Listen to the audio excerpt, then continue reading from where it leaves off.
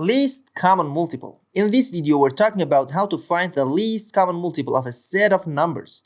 The least common multiple is just the number we'll divide into evenly. So in other words, if we just talk about multiples in general, here we've been given two numbers, 10 and 15. Let's talk about the multiples of 10. When we talk about the multiples of a number, what we mean is the multiples of 10 will be 10 times 1 is 10, 10 times 2 is 20, 10 times 3, so 30, 10 times 4 is 40. So in other words, 10, 20, 30, 40 are multiples of 10. And I could keep going into infinity, 50, 60, 70, 80, 90, 100, because 10 divides evenly into all of those numbers. I could also look at the multiples of 15. So 15 times 1 is 15, 15 times 2 is 30, 15 times 3 is 45, and 15 times 4 is 6. And I could keep going. Same thing. So 15, 30, 45, and 60 are all multiples of 15.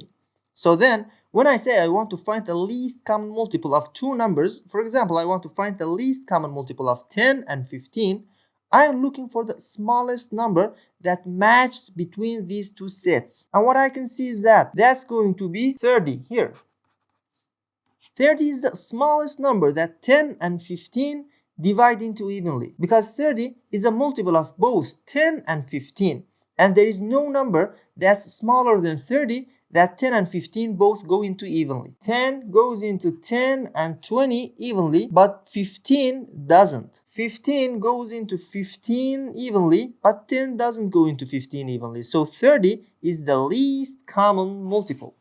If I kept going with 10, so 10 times 5, 50, and 10 times 6, so 60. And then I could say that 60 is also a multiple of 10 and 15 because it's in both sets, but it's not the least common multiple because 30 is smaller than 60. So 30 is going to be my least common multiple of 10 and 15. Now, what happens when you have a set of numbers that includes more than just two numbers? And maybe it's going to be really difficult to write out all of the multiples of each number until you find the one that matches across all three sets. Let's go for another example here. Here we need to find the least common multiple, 24, 10, and 15. So how do we do that? Well, the easiest way to do that is to factor all three numbers into their prime factors. So in other words, we're going to do some prime factorization here. Remember, with the prime factorization, if we have an even number, we know we can divide 2 into that number. So we'll get 2 and 12. Because 2 times 12 is 24. Remember, also the prime number is a number that's divisible only by 1 and itself. So 2 is a prime number because the only factor of 2 are 1 and 2 itself. 12 is not a prime, it's a composite number because I can divide it by 1 and itself, but I can also divide it by 3 and 4 and 6. So I want to divide it again by 2 and 6. And 2 is a prime number, but 6 isn't. So I need to divide 6 by 2 again. And I got 2 and a 3. So 2 and 2 and 2 and 3. Those are all prime numbers here, so I know that I'm done with my prime factorization, and now I just need to go ahead and write this out. 2 times 2 times 2 times 3, and this is the product of primes of 24. I need to do the same for 10 and 15. So I can divide 10 into 2 and 5. 2 and 5 are both prime numbers, so I can't go any further with my prime factorization, and my product of primes is 2 and 5. So 2 times 5 is equal to 10. 15 divides into 3 and 5 because 3 times 5 is 15. So 3 and 5 are both prime numbers, so I know I'm done with my prime factorization, and my product of primes is 3 and 5. So 3 times 5 is 15. Now the only number for which I have repeating factors in my product of primes is this 24 here. I have 3 factors of 2 and 1 factor of 3. I have 1 factor of 2 and 1 factor of 5 here. I have 1 factor of 3 and 1 factor of 5 here. So when I want to find the least common multiple, now that I have my prime factors, what I need to do is that take the largest number of each factor. So what I see, first of all, is that I have factors of 2 and I have factors of 2. I have factors of 3 and I have factors of 3. I have a factor of 5 here and a factor of 5 here.